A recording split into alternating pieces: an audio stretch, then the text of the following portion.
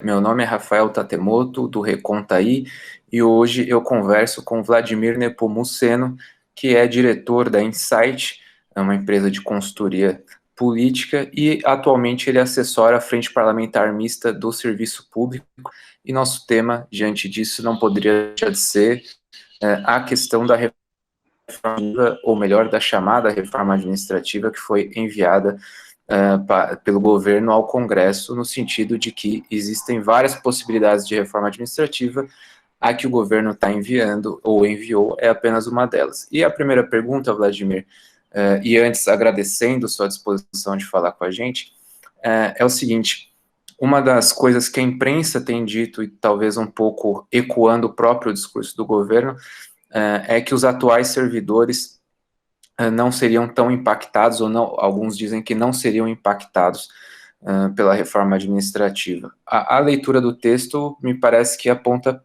em outro sentido, né, de que, de fato, nem todas as modificações se aplicam aos atuais servidores, mas algumas regras dos atuais servidores vão mudar. Explica para a gente, isso é um mito ou é verdade? Os atuais servidores estão mais fora da reforma administrativa ou não? Bom, em primeiro lugar, agradecer o convite para estar aqui com vocês, porque eu acho que é um momento importante, o assunto é extremamente importante. Eu acho que eu começo respondendo a tua pergunta, dizendo o seguinte: foi feito um evento pelo IDP, que na verdade deveria se chamar Instituto Gilmar Mendes, porque é dele, que participaram a senadora Cátia Abreu, que é vice-presidente da Frente Parlamentar favorável à reforma administrativa, Rodrigo Maia, Paulo Guedes, o próprio ministro Gilmar Mendes, alguns técnicos, e também um dos representantes do Ministério do Tribunal de Contas da União, que é um dos coordenadores desse processo, que eles chamam de Jornada de Debate sobre a Reforma Administrativa. Eu cito isso pelo seguinte: na intervenção da senadora Cátia Abreu, em nome da Frente Parlamentar favorável à reforma, ela disse: a imprensa está totalmente envolvida na defesa da reforma. Então, não vamos esperar da grande imprensa, os grandes grupos empresariais, das tradicionais famílias Marinho, Frias, Saad e outras, que falem de uma forma neutra, que eles apenas deem a notícia. Estão repetindo o que foi combinado com eles. A reforma só foi entregue ao Congresso depois de uma pressão conjugada que envolveu algumas instituições, como o Instituto Milênio, o próprio IDP do ministro Gilmar Mendes, e aí um parêntese: ministro do Supremo deveria não participar da elaboração de uma proposta, mas participou. Aliás, está participando. Também participaram as grandes empresas de comunicação, como eu falei, das famílias tradicionais, Globo, Bandeirantes, Record, SBT, Folha, Estadão, todos.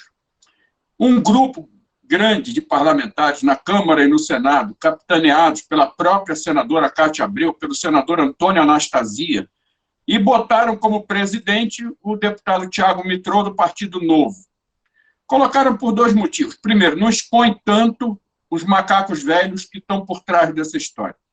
E segundo, que ele representa o Partido Novo, o partido de banqueiros, o partido de quem está por trás de toda essa estrutura da reforma. E na fala da senadora Cátia Abreu, ela foi bem direta, porque como era um evento em que quem aparecia na tela eram as pessoas que defendem a reforma, era senador, era deputado, era ministro do Supremo, era ministro da Economia, era ministro do Tribunal de Contas, eu acho que ela não se deu conta de que estava falando para um evento que era aberto. Mais de 2.000 pessoas assistiram, eu era um deles. Ela foi bem clara. Depois dessa reforma, da PEC, na verdade, que é a primeira etapa da reforma, só em termos legais são 3 etapas. A primeira é essa, tem a segunda e tem a terceira. E aí é que vem o pior. Ela foi bem clara ali. Depois que passar essa parte, não vai ter servidor de primeira categoria e segunda categoria. O novo servidor que entrar, e eu falo dele daqui mais um pouco, ele vai entrar em situações bem diferentes dos atuais servidores. Ele vai entrar com salário menor, com direito a muito menos coisa, sem estabilidade, não pertencerá a carreira nenhuma. E aí a senadora disse: eu não posso ter um servidor de primeira e outro de segunda categoria. Vamos nivelar. E aí o que acontece? Tem um problema sério para eles. É ano eleitoral. A base do presidente, ela é muito forte, principalmente na área de segurança. Todo mundo servidor público. O que acontece? Na legislatura passada, eram 35 deputados da área de segurança. Com a eleição do Bolsonaro, essa bancada virou para 70. Então, são 70 deputados federais só da área de segurança. Fora as igrejas, fora o Centrão, fora uma série de segmentos conservadores no Congresso que estão preocupados com a eleição municipal. Se eles dizem que o servidor atual é atingido, vai ter um burburinho na base dessa turma toda e pode ter problema para eleger vereador e prefeito. Então, um dos motivos, não fala porque é ano eleitoral. Outro motivo, eles ainda não decidiram certos detalhes, mas eles vão derrubar muita coisa dos atuais servidores. Se bota isso para fora agora, ia ser um pandemônio. Pressão de associações, de sindicatos, de federações e confederações. No ano eleitoral, teve problema na base dos candidatos mais conservadores. Ao mesmo tempo, ter pressão de entidade sindical, não pode. Então, eles esconderam isso, mas o servidor atual vai ser atingido de uma forma muito dura, não igual aos novos, porque os novos, na minha opinião, não serão servidores, eles serão, na verdade, pessoas que vão prestar serviço. É como disse um advogado amigo meu, é a uberização do serviço público, é o que nós vamos ver daqui para frente. Obrigado, Vladimir. Puxando um pouco por essa segunda ou última parte da sua resposta, né, a precarização do serviço público, eu vou fazer duas perguntas. A primeira delas é a seguinte: um dos argumentos de quem defende a reforma administrativa, e não só nesses moldes, né, e não só agora, na época da reforma Bresser também, era de que o Estado é ineficiente, de que você implementar lógicas privadas ou de mercado no interior do Estado geraria eficiência e entrega de melhores serviços públicos, né? A população em geral, até por uma série de construções, né, no debate público, às vezes assimila esse tipo de ideia. Como responder, como é que você responderia a esse tipo de justificativa para, por exemplo, atacar a estabilidade de servidores públicos? Na verdade, essa é mais uma mentira que eles colocam e eles vêm colocando há muito tempo. Você citou aí a reforma Bresser. Quando foi feita a apresentação desta PEC, primeiro, na parte da manhã, lá no Ministério da Economia, teve uma entrevista coletiva onde o secretário de desestatização, desburocratização, que também comanda a área de gestão de pessoas do governo federal, ele começou a fala dele de apresentação se referenciando na emenda constitucional 19, que é o resultado da reforma do Bresser, na década de 90, que, graças ao movimento sindical, começou em 95 e só foi terminar em 98. Senão, seria mais rápido e pior do que foi. E um ponto daquela reforma teve problema sério, foi parar no Supremo, e a apresentação do relatório no Supremo foi semana passada, ou seja, coisa de 98 está se decidindo agora, em 2020. Mas eles deixam bem claro, esta reforma é a continuação da emenda constitucional 95. A ideia deles é vender, como foi feito naquela época, desde Collor, na verdade, não da reforma Bresser, porque a reforma do Estado se busca desde a promulgação da Constituição, em 88. Eles foram derrotados no texto constitucional e vêm tentando, e parceladamente eles vêm conseguindo, mudar muita coisa na Constituição. Mas a reforma que eles chamam de administrativa, que é desmontar a máquina pública, entregar uma parte que seja lucrativa para a iniciativa privada e simplesmente fechar aquela que não é lucrativa, quem quiser que se vire, isso eles vêm tentando e vêm aos poucos conseguindo. Uma parte eles conseguiram na emenda 19 e outras estão tentando agora. E aí tem uma frase de Milton Friedman, que muita gente está citando agora, que se você entregar a plantação de arroz na mão de um banqueiro, de um empresário, sistema financeiro, vai faltar arroz. Não tem como, cara. A prestação do serviço de perfil social tem que ser pelo Estado, é obrigação dele. A única forma de chegar a toda a população de qualquer país determinados serviços é através do Estado. Nós montamos parte da nossa Constituição, o Sistema Único de Saúde, o Sistema de Seguridade Social, baseado o que foi visto, o que foi estudado de países europeus que aplicavam o estado do bem-estar social. Copiamos? Não. Nós pegamos a ideia e adaptamos à nossa realidade. O SUS, a ideia do SUS saiu da Inglaterra, que agora salvou, inclusive, a vida do primeiro-ministro. Se você põe na mão da iniciativa privada, aquilo ali não é para dar lucro, não pode dar lucro. Você tratar de pobre, você tratar de gente da periferia, tratar de índio, tratar de pessoas carentes, não tem como. Então, certas atividades do Estado não podem estar na mão da iniciativa privada. Como eles mesmos dizem, Paulo Guedes vive arrotando, porque ele não fala, né? Ele arrota coisas ruins que ele tem lá dentro dele. Não tem como. É para dar lucro, tem que dar lucro. Não é para dar lucro, fecha. Então, como é que você vai trabalhar com o pobre? Por exemplo, ele já falou, não vai ter mais creche pública, e não é federal, porque federal não tem, quem tem creche pública é município. Vai fechar tudo. O que vai acontecer? Eles vão dar um voucher, modelo Milton Friedman da década de 50. Com esse voucher, a pessoa vai comprar uma vaga numa creche que pode ser ou de uma associação, ou de uma igreja, ou de uma entidade filantrópica, mas nunca pública. E aí eu fico preocupado, não é com o fato de ter ou não ter a creche, é a forma como vai trabalhar aquela criançada. A ideologia do dono ali que quer ganhar dinheiro, não necessariamente com a qualidade do serviço prestado. E a coisa piora, na educação infantil vai ser a mesma coisa. Vai ser voucher para quem quiser comprar no setor privado, no setor filantrópico, nas organizações sociais. Então, não dá para acreditar que o Estado, na mão da iniciativa privada, vai funcionar. Não funciona, não tem como. Para você ter uma ideia, pegar o outro extremo da área de educação, universidade. A iniciativa privada está de olho nas universidades públicas para fazer duas coisas.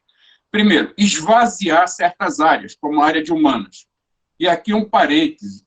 O ex-ministro da Educação, Weintraub, ele não falava o que ele pensa. Ele falava o que o Estado pensa, da mesma forma que naquela fatídica reunião de 22 de abril, o ministro do Meio Ambiente falou a história da boiada, mas ele foi verbalizador de uma coisa que todos ali naquela sala pensam. E estão todos agindo daquele jeito.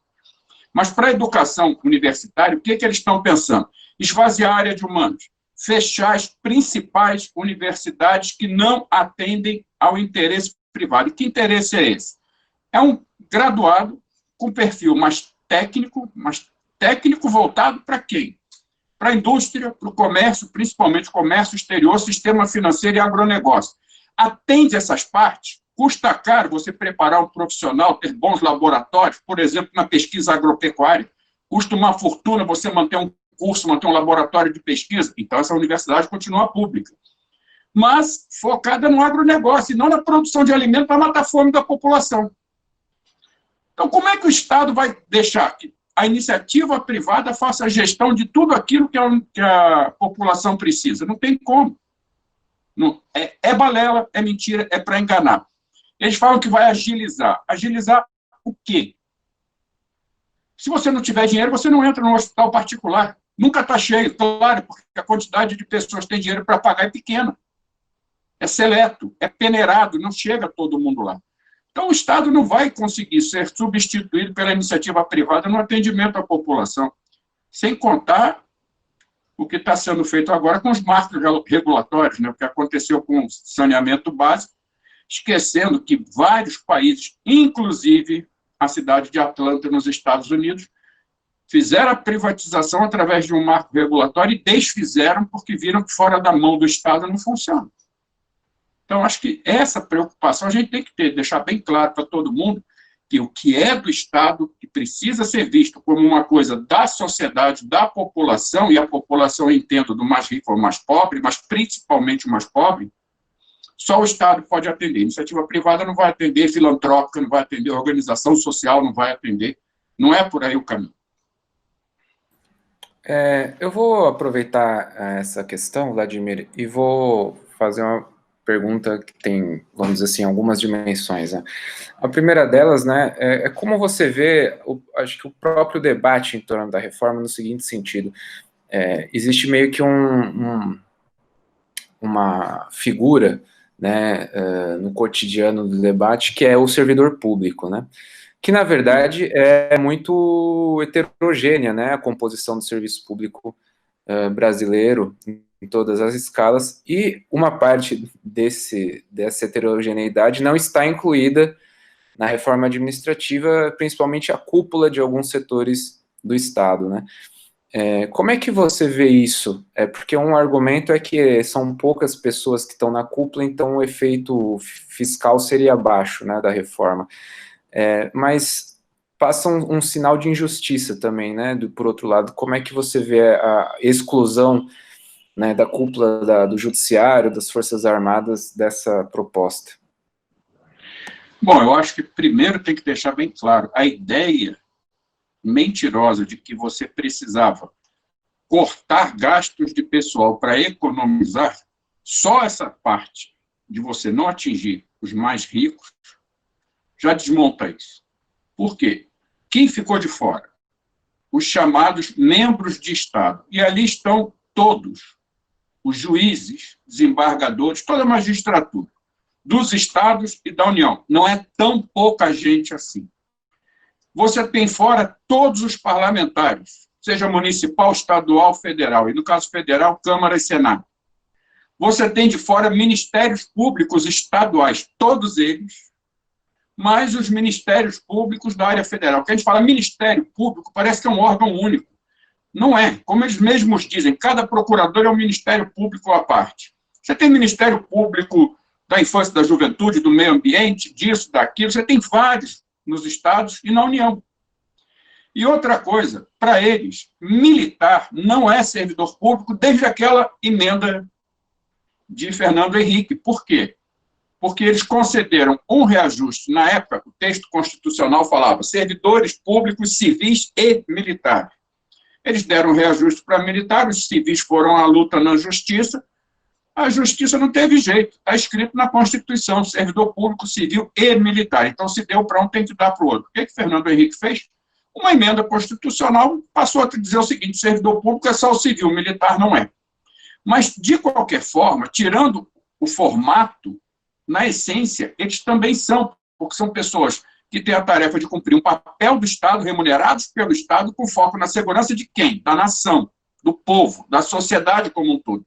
Então, de uma forma ou de outra, são servidores públicos, sim, por mais que tenha sido tirado do texto constitucional. Esse segmento é o que mais gasta, sempre gastou mais, e agora, recentemente, teve não só reajustes nas suas remunerações, como uma série de benefícios indiretos que não vão entrar como contagem de composição da remuneração. E outra coisa, os chefes de poder, por exemplo, presidente da República, os presidentes do Senado, que representa o Legislativo Federal, do Supremo, o pessoal fala assim, não tem como mexer porque a emenda constitucional não pode atingir juízes, desembargadores, não pode atingir chefe disso, chefe daquilo, pode. Tanto pode que na reforma da Previdência pegou juiz, pegou parlamentar, pegou todo mundo. Então, primeiro, limitação legal, constitucional, não existe. E outra coisa, o teto constitucional de R$ 39.200 não é respeitado por nenhum magistrado, nenhum deputado, nenhum senador, também não é respeitado pela maioria dos ministros, porque todos participam de conselhos disso, conselhos daquilo, tem seus jetons, suas diárias, suas participações. Mas, por exemplo, a média remuneratória dos magistrados não é os 39.200. A média está acima de R$60 mil por mês. Ou seja, se eu pegar tudo que eu gasto com juízes, desembargadores e ministros dos tribunais superiores e dividir por eles, eu estarei dando R$60 mil na mão de cada um.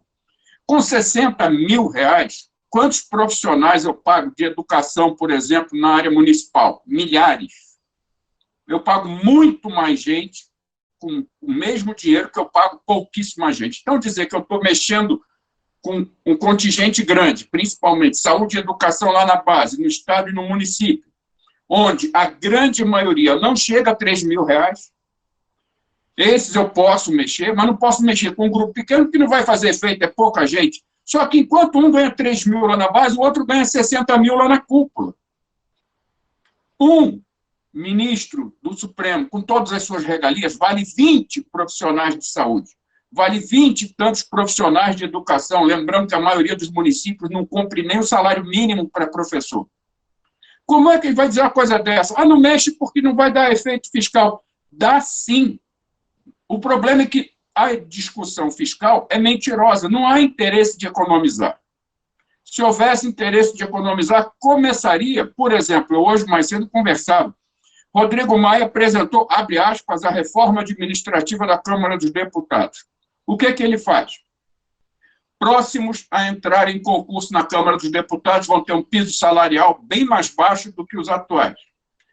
O número de cargos vai ser diminuído muito, para bem menos do que é hoje. E as verbas de gabinete? E os auxílios moradia para parlamentares que têm residência própria na capital federal, por exemplo. Boa parte dos deputados é proprietário de imóvel aqui em Brasília e recebe auxílio como se tivesse vindo de fora ontem e não tivesse casa para morar. Ele não toca nisso. Nas verbas outras, chamadas verbas indenizatórias, que na hora de você contar a despesa de pessoal não entra diretamente porque não é remuneração, mas entra indiretamente porque você gasta com aquela pessoa, não foi mexido. Então, é mentira que tem algum interesse fiscal ao fazer essa reforma. Se tivesse urgência, tem que fazer de qualquer forma, porque o Brasil está fechando, não faria o que fez, saía cortando mesmo. A partir de amanhã não tem mais dinheiro para isso, para aquilo outro. Não mexeu em nada, nada. E o ministro Paulo Guedes foi declarar, essa semana, inclusive, disse isso lá no IDP também, que o Brasil vai economizar 300 bilhões de reais em 10 anos com essa reforma. Pois eu acompanhei a coletiva da própria equipe que redigiu a reforma, não é que elaborou, porque ela foi elaborada lá fora, mas a equipe que redigiu, eu acompanhei quando foi perguntado, porque eu, felizmente, consegui conversar com alguns jornalistas que estavam na coletiva e eu perguntei, pede o cálculo. E teve um jornalista que perguntou o cálculo da economia. Nós não fizemos. Estimativa de economia, não temos. Logo depois, o ministro da Economia vai e diz que vai economizar 300 bilhões. E agora o IPEA solta um cálculo que também não tem nada a ver com o que o ministro falou. Ou seja, eles não sabem, porque eles não querem, porque não precisa, porque não é esse o objetivo. Não se busca nenhum tipo de economia com essa reforma. Eu costumo dizer, eu tenho dito isso para alguns servidores, servidor não é o alvo, servidor está no meio do caminho para a principal reforma, a reforma do Estado. Eu preciso de um Estado flexível, onde eu contrato quem eu quero, que eu faço o que eu quero, então aquele que está ali, que tem um cargo permanente, está me atrapalhando, tira. Incentiva a aposentadoria dele, põe alguém que na hora que eu quiser, tiro ele. Um dos motivos, inclusive, de demissão dos novos servidores, que foi dito que não vai ter estabilidade, é a chamada obsolescência do cargo. E não é que o cargo ficou antigo, ficou obsoleto, não. É que aquele serviço está pronto para ser privatizado, não será mais prestado pelo Estado, não precisa mais do servidor. O cargo tornou-se obsoleto, ainda que ele tenha sido criado um ano antes. Então, o servidor é apenas uma parte do processo de desmonte da máquina pública, entrega de boa parte, como eu falei, iniciativa privada e fechamento da outra. Vladimir, aproveitando essa questão, né, da obsolescência e do provimento dos próximos servidores, caso a reforma seja aprovada, algumas associações dos atuais servidores, obviamente, começou a chamar a PEC da reforma administrativa de PEC da rachadinha, né, em alusão, né, ao escândalo que um dos filhos do presidente está envolvido, em última instância o próprio presidente também, em que servidores de gabinetes repassavam os seus salários integral ou parcialmente para os próprios mandatários para os políticos, né? Como é que você vê isso? Assim, obviamente tem uma tentativa de conexão e de explicação para a população brasileira ao utilizar esse termo. A reforma abre mais espaço para esse tipo de prática não republicana dentro do Estado brasileiro ao atacar, por exemplo, a estabilidade? Tem, porque você não tem mais a figura do cargo público como ele é hoje, onde a pessoa faz um concurso e ele tem um cargo permanente. Ele pode sair? Pode, pelas regras de hoje. Se for um servidor ruim e for aberto um processo que comprova que ele tem cometido falhas gravíssimas, inclusive corrupção, desvios de comportamento, roubos e tudo mais, quem participa da área de licitações, se por acaso favoreceu uma empresa em detrimento de outra, tudo isso, as pessoas podem perder o cargo. Mas se alguém chegar e falar assim, eu quero que você faça uma doação, a doação é voluntária, faz se quiser, não é obrigado a fazer. Não vai perder o cargo se não fizer a chamada doação. O que acontece? Eles, além de criarem um cargo de servidor não estável, que pode ser, sim, pressionado a se comportar, não estou falando só de salário, a se comportar de maneira não republicana, nós vamos ter também o fim dos atuais cargos de confiança.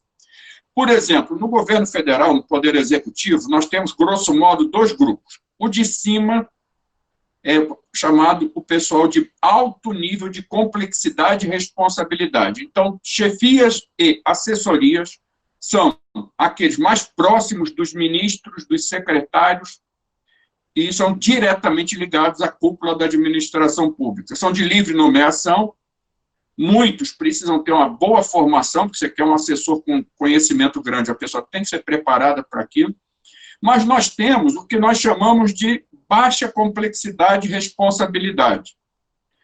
No governo Lula, na época do ministro da Economia, Paulo Bernardo, foi editado um decreto que dizia o seguinte: os de baixa complexidade, 75% tem que ser servidor concursado para ocupar esses cargos.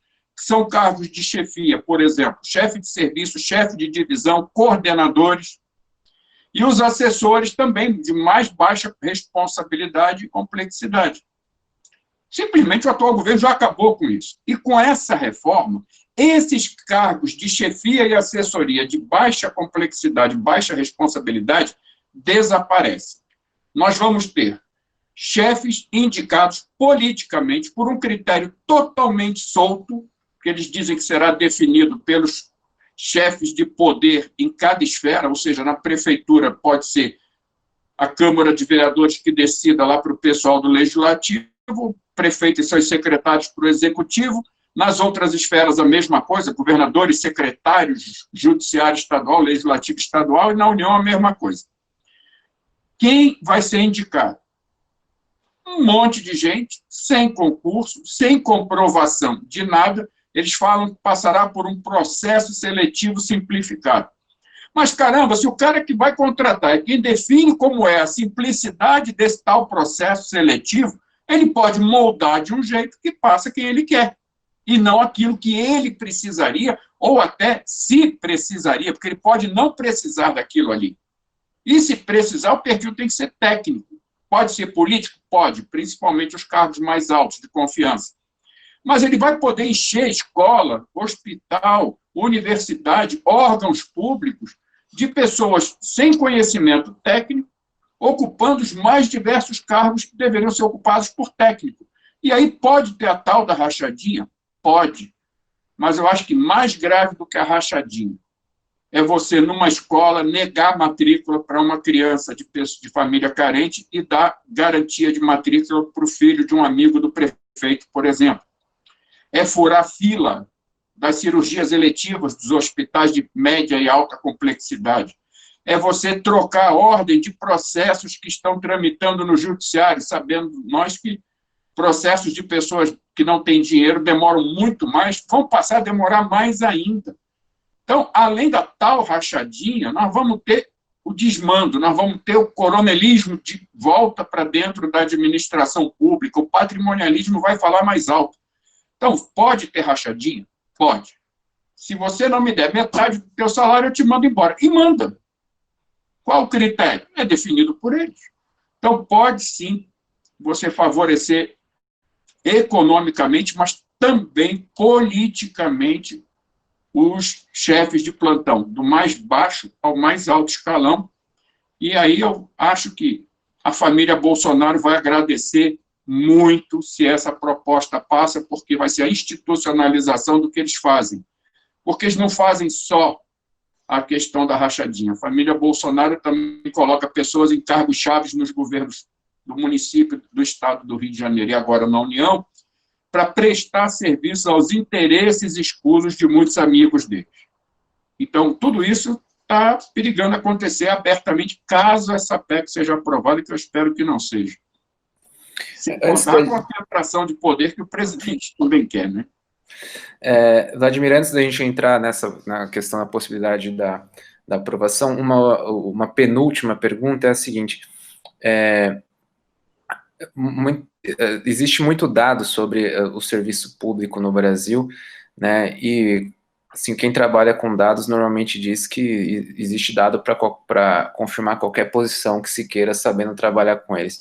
Mas eu acho que um dado que chama a atenção, e esse é muito pouco divulgado, né, é que, ao contrário do que dizem sobre o tamanho do Estado brasileiro, assim, relativamente pelo tamanho da população dele, ele nem é tão grande assim. Em alguns cálculos, inclusive, ele está aquém do necessário.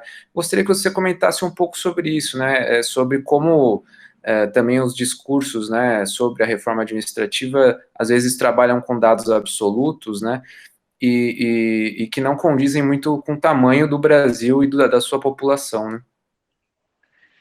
Eu acho que tem duas informações. Primeiro, o quantitativo de pessoas.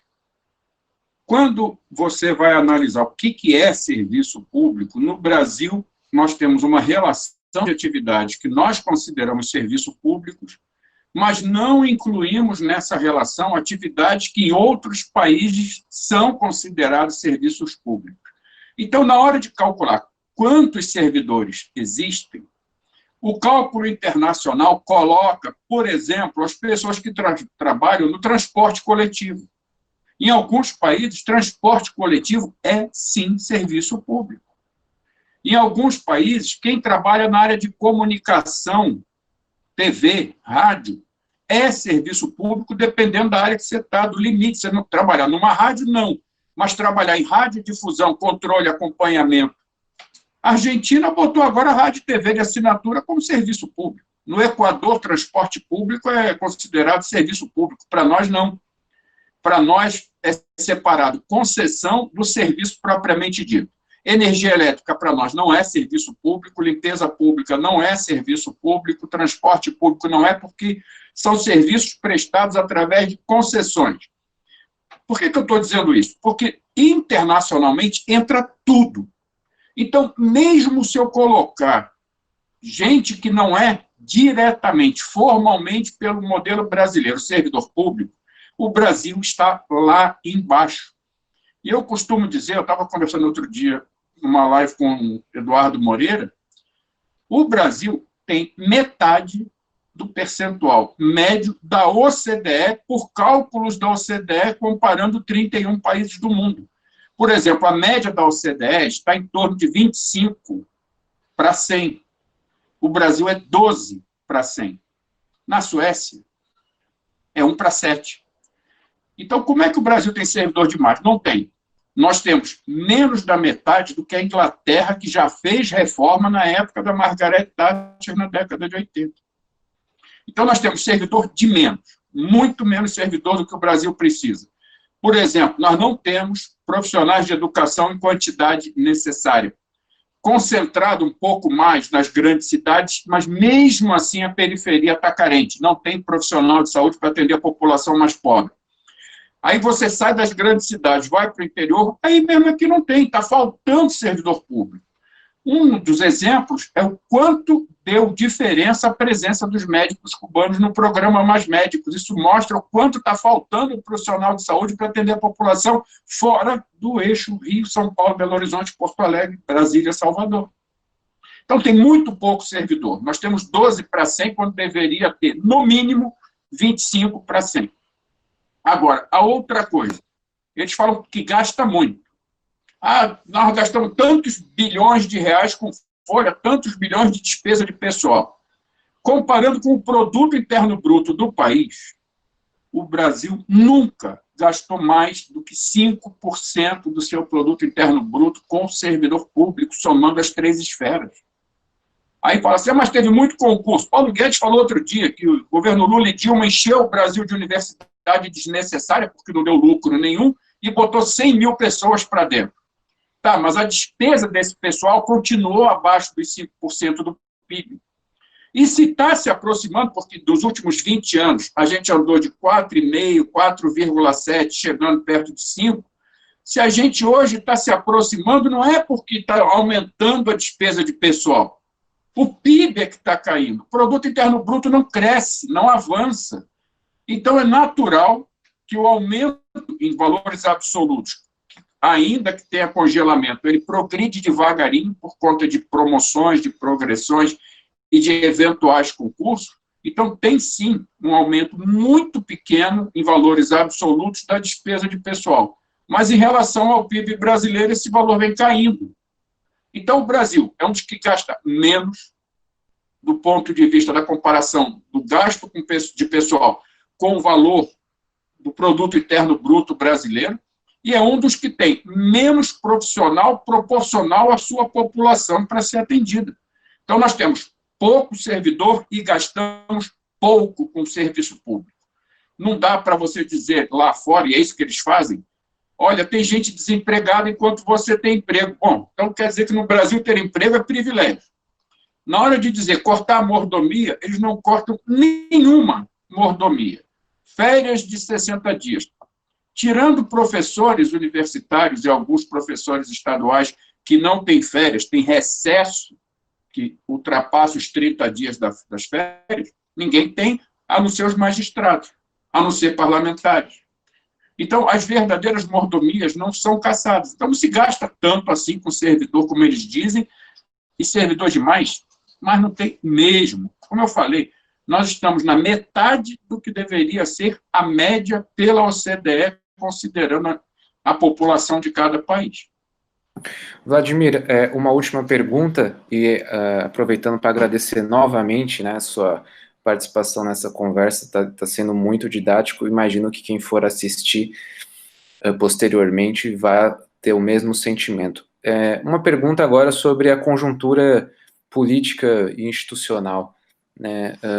Comparando com a reforma da Previdência ou com outras iniciativas do governo, como é que você está vendo essa questão do avanço, né, dessa PEC no Congresso? Porque, de um lado, é um ano eleitoral, a gente sabe de todas as dificuldades que isso traz para propostas antipopulares e para qualquer tipo de proposta, na verdade, que claro, vão se concentrando nas eleições da atividade política, mas, de outro lado, algumas coisas mudaram, né? Primeiro, o fato de que o Bolsonaro tem aí uma relação mais próxima com o autoproclamado Centrão. Como é que você está vendo, né, essa alteração na conjuntura dentro do Congresso, né, e até talvez também tomando a experiência da reforma nos anos 90, como é que você acha que vai se desdobrar isso, né, porque me parece que esse vai ser um dos carros-chefes aí do governo, pelo menos no próximo ano, em relação à agenda política, né? Bom, na verdade, nós temos que analisar a conjuntura considerando duas coisas. Uma, o ano eleitoral.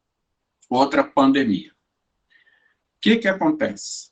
Foi feito um cálculo, e não foi o atual governo que fez, foi um grupo coordenado por instituições tipo IDP, Instituto Milênio e outros, e nesse cálculo eles colocaram o seguinte: nós precisamos eleger um presidente da República, seja ele Bolsonaro ou não, que dê continuidade ao projeto. Para isso, nós temos que, antes da eleição desse novo presidente, ter aprovado essa reforma administrativa. Como eu falei, ela não se resume a uma proposta de emenda à Constituição. Logo depois virão projetos de lei complementar e projetos de lei ordinária. Eles querem que tudo isso esteja aprovado antes de 2022. Significa aprovar tudo até o ano que vem. O que é mais complicado, que chama mais atenção, porque é uma peça única? É a emenda constitucional. Caramba, como é que eu voto uma emenda constitucional complicada? Prazo, o Congresso tem que cumprir, não pode acelerar. Só que, nesse prazo, tradicionalmente, os parlamentares, principalmente os de oposição, forçam a realização de audiências públicas. E é claro que uma audiência pública lota plenários, lota os corredores, carros de som vão para a porta da Câmara e do Senado. Com pandemia não tem isso. É tudo remoto. Tanto que as comissões permanentes do Congresso, tanto Câmara quanto Senado, estão suspensas por conta da pandemia. E em tese, eu falo em tese porque eles já vão discutir essa semana agora que entra, quebrar o acordo, que era para, mantendo as comissões permanentes desativadas até o fim da pandemia, lembrando que há uma data limite para que o Congresso possa avaliar se volta ao normal ou não, que é 31 de dezembro.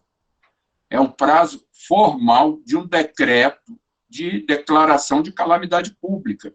Até 31 de dezembro não deveria ter atividade no Congresso que não fosse voltada ou à pandemia ou a situações emergenciais. Por exemplo, o Fundeb tinha que votar agora, porque senão ele ia caducar, não ia ter verba para a educação infantil para o ano que vem. Então, precisava, era uma situação emergencial. Fora isso, nada.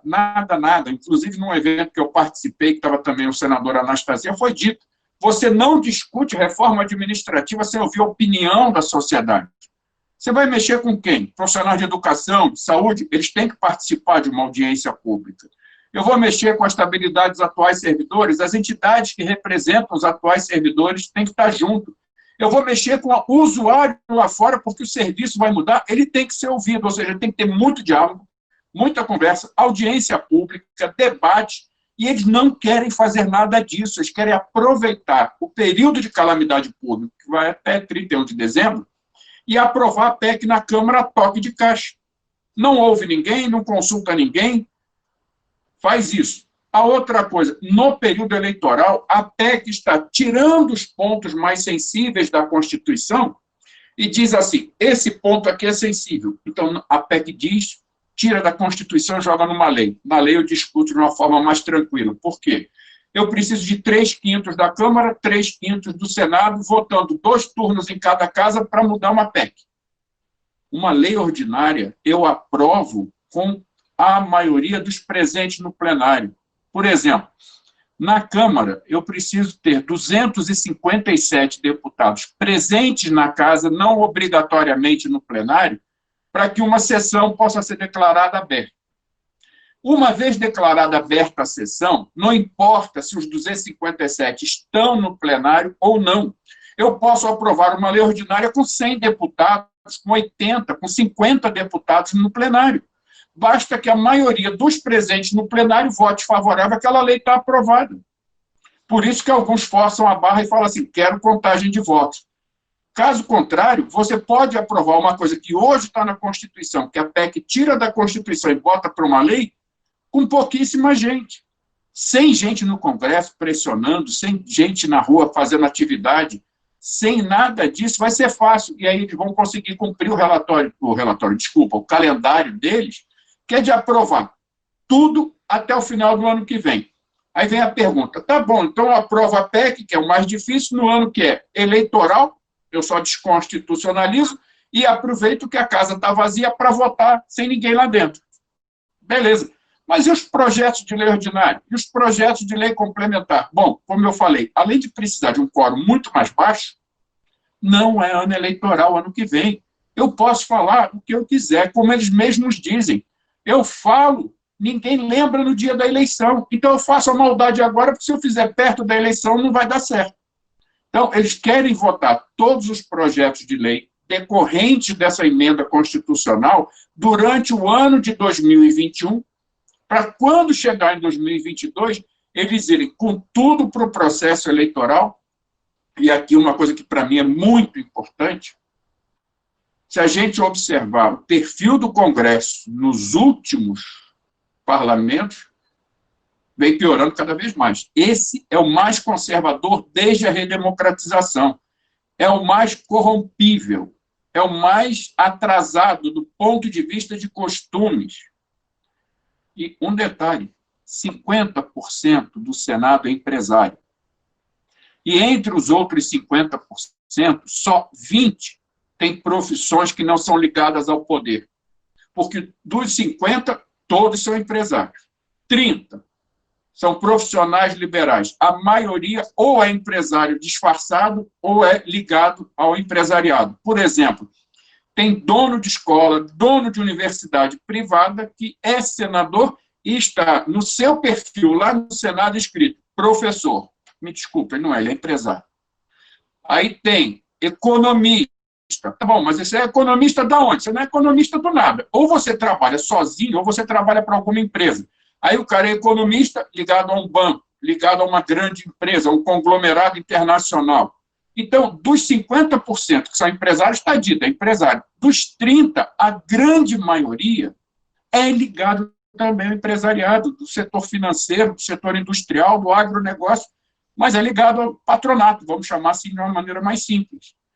Esse povo não quer dor de cabeça em 2022, porque eles querem aumentar as suas bancadas sem nenhum desgaste. Por isso, a proposta deles: aprova a PEC em 2020, aprova os PLs todos em 2021 e vamos livres para a campanha em 2022. Aumentar a base conservadora na Câmara, aumentar a base conservadora no Senado e eleger, se possível, um presidente da República que cumpra a agenda, como foi feito na última eleição.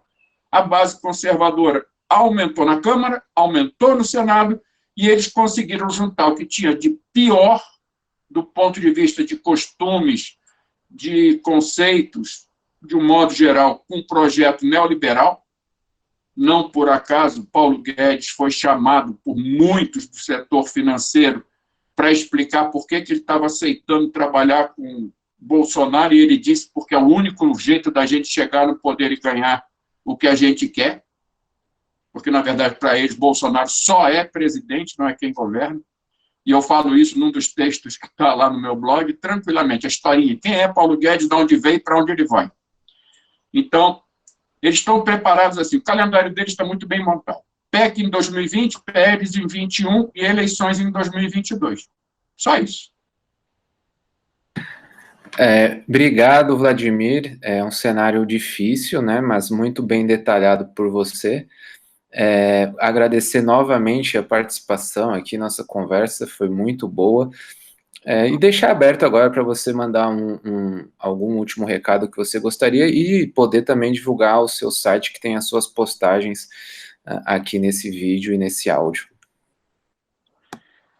Bom, a primeira coisa a dizer é que é extremamente importante esse espaço que vocês abrem. Eu andei dando uma olhada no site de vocês, é muito bom. A ideia de você traduzir, eu conversava com um amigo meu, que é jornalista, ontem, sobre isso. Você acompanha uma sessão do Supremo, eles falam juridiquês. Nós temos que traduzir para português, português corriqueiro, que o povão fale. E eu acho que essa ideia de vocês de traduzir para o povo aquilo que muitas vezes a imprensa não traduz é fundamental. Então, para mim, ter uma oportunidade como essa, de estar junto com vocês, de poder dar um pouco da minha opinião sobre o que eu vejo nessa história toda, nessa conjuntura, como você disse, muito difícil, é muito importante também para mim e para todos que acompanham essa discussão política. Eu tenho pedido a todos, conversem, se informem, para poder, não é aquela história de eu vou me reunir com quem já concorda comigo, não, vai buscar informação com análise das pessoas que concordam com você, mas que podem te ajudar a dar mais informação mais detalhada, uma tradução mais simples, para você ajudar a convencer mais gente, participando, indo para as suas associações, sindicatos, todas as formas de organização da população são importantes. E eu abri um blog justamente para isso, para colocar ali as minhas opiniões e algumas informações que eu acho que ajudam as pessoas também a pensar. A ideia não é convencer, é mostrar, é isso. Pensa, analisa, vê o que você acha, se vale a pena a coisa do jeito que está, ou se vale a pena a gente lutar por mudanças. E aí, só para fechar, deixando um grande abraço para todo mundo que acompanha, para todos vocês que estão trabalhando nisso. O endereço do blog é vladimirnepomuceno.com.br. Para quem tem dificuldade de digitar o nome, que eu sei que tem alguns que têm, pode ser acessado também pelo nome do blog, que é Notas do Vladimir, tudo junto, .com.br. E eu estou, obviamente, à disposição de vocês para tudo que for necessário e o tempo que vocês precisarem.